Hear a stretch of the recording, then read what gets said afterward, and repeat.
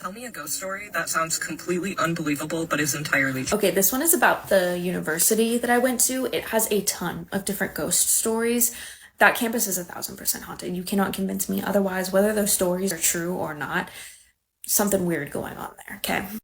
One of the stories is about a little girl named Danielle, and the story goes that her father was a part of the construction team for some of the buildings when the campus was still developing and being built. And she wandered off into the woods behind one of the dorm halls and never came out of those woods. So supposedly she died in those woods. I don't know, again, how 100% true that story is or not. There is a photo of this girl, though, that I don't remember if it hangs up somewhere. I remember it was in the office that I worked in while I was on campus. It was really creepy. They tell you at literally orientation that if you see a little girl wandering around in a little white dress and a bell, and you don't want her to be following you around, to tell her you don't want to play games because she loves playing games. I don't really think about this at all. I'm busy worrying about school, worrying about making friends, all of those things. And I do make some friends. They're on the same floor as me in the dorm that I'm living in. And we start ding-dong ditching each other before we go to class. So we knock 3 times on each other's door and then sprint as fast as we can down the hallway. Everybody always gets caught because nobody can run fast enough. The hallway is long as hell. And I don't know, it was just, our way of like making friends and saying hi to each other before we went to class. It was a stupid, little game.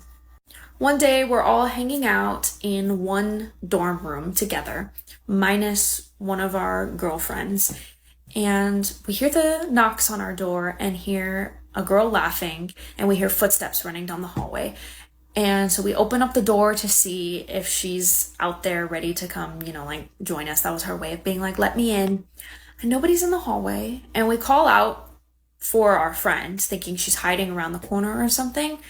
And she's not there.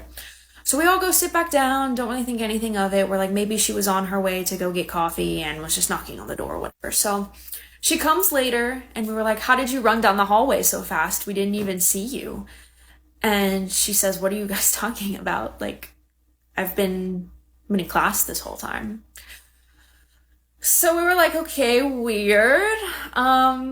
We chalk it up to just somebody else playing our game with us, and then we move on with our night. We put on a movie or whatever. I get up and I'm washing my hands in the sink, which is right by the door, and I hear the knocks, the laughs, and the footsteps. And I mean, the sink is right here. The door handle is like arm's length away from me. So I lean over and open it and look either way down the hallway, and nobody is there. And I'm like, there is no way somebody ran that fast down the hall for me to not be able to see them. I was right next to the door. So the next day, I am in my dorm room by myself. Everybody else is in class. I don't have class at this time. And our beds are pretty high off the ground. You need a ladder to get on top of them. So I decided I'm just going to take a nap on the floor. We have these mattress pads that we used for when people came into our dorm room so they would have more places to sit. And I'm just going to take a nap on one of those. So I lie down, I fall asleep, and then I hear the keys to the front door, and then I hear the front door slam shut. They were very heavy doors, so it like made a loud noise whenever it shut. It did wake me up, but I'm kind of like, still groggy. And I hear, what I assume is my roommate, walk into the room. I hear her climb up her ladder and get in her bed. So I'm like, okay, she's gonna take a nap too. And then I can't sleep. And I just feel like someone is staring at me. And I'm thinking, this is gonna be really weird if I open my eyes and my roommate's just staring at me. But I do it. And when I look up, peering down at me, I just got the chills. I don't even want to say this in this room right now. Peering down at me is this little baby face, like hands gripping onto the side of the bed, looking down at me. I can't right now. It sounded like something moved in my closet. Like I heard it. Which is why I turned so fast. I should have just told this story in my car or something because now I'm scared. But anyway, so I saw this face or whatever, and I pull the blanket over my head and I'm panicking because what do? I saw it so clearly, and I remember grabbing my phone and my hands are shaking so bad, and I'm trying to text my friends, like, can somebody please come to my dorm as soon as you get out of class? And I end up just lying there underneath my blanket until I know that everybody is out of class and free to come save me from whatever is happening in my room.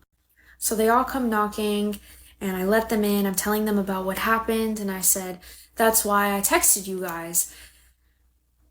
And they all look at me and go, what text? You never sent us a text. So I'm looking at my phone because I know I saw that message send, and there is no message from me at all to any of them. So we all decided that we were not going to ding dong ditch each other anymore, and we say, Danielle, we don't want to play this game with you anymore. We're sorry, but we're not going to play it anymore either, so please go find somebody else to play with because it is not us. We are not the ones, please. And that was the last experience that I had specifically with Danielle while I was at the university.